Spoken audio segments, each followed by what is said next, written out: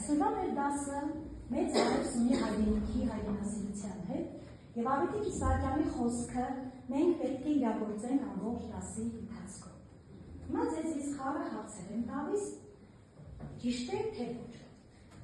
Հայրենի բաժիններն են հնչյունաբանություն, բառագիտություն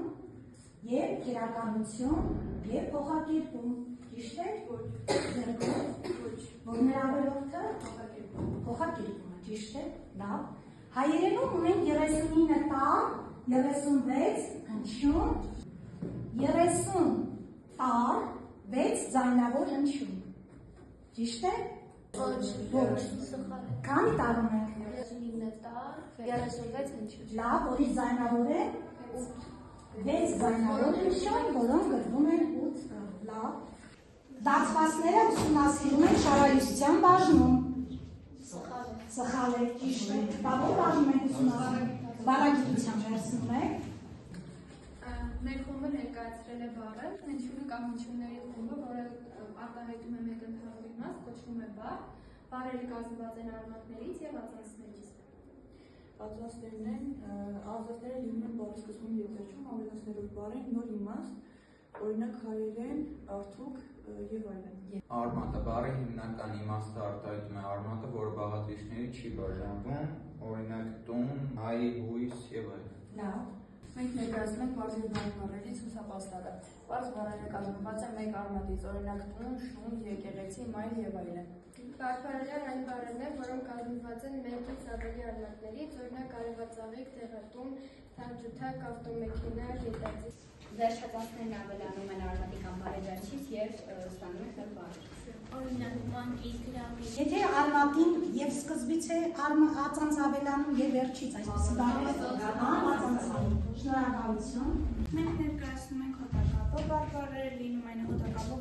և առանց հոտակապ։ Առանց հոտակապ են հայրանունը, հայր և անունը, խճուղին, խիճը և ուղին,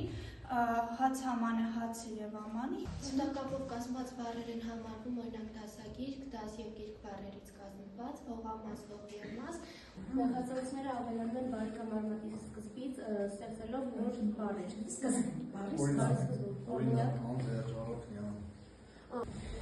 Մենք հիմա ուսումնասիրում ենք բառագիտությունը, բառակազմությունը, ավելի ճիշտ թվերի աշխարհում։ Տեսնենք, նայում եք թվերին, ընտրում եք ձեր թիվը և կապում եք մեր թեմայի հետ։ Խնդրեմ։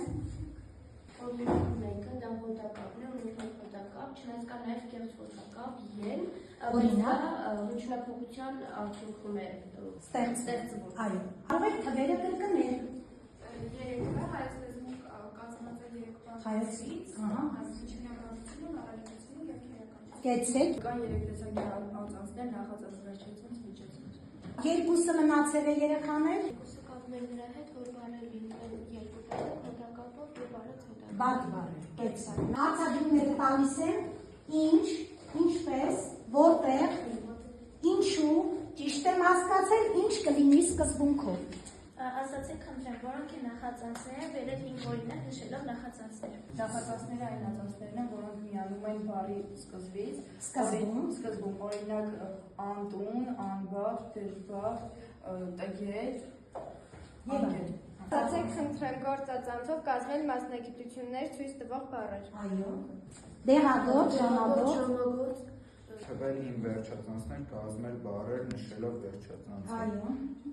Վերջածանցներն նրանք են, որոնք ավելանում են արմատի վերջում, օրինակ մանկիկ, վերջածանց իք, գիրք, վերջածանց ք։ Այո, բավական։ Բառով կազմում ես բառեր հայերեն և անգլերեն։ Հացատուն, տնային, ահա, կեցես։ Հիմա անգլերեն փորձենք։ Home, ահա, homework, ուրիշ, hometown, երեխաներ։ Լավ,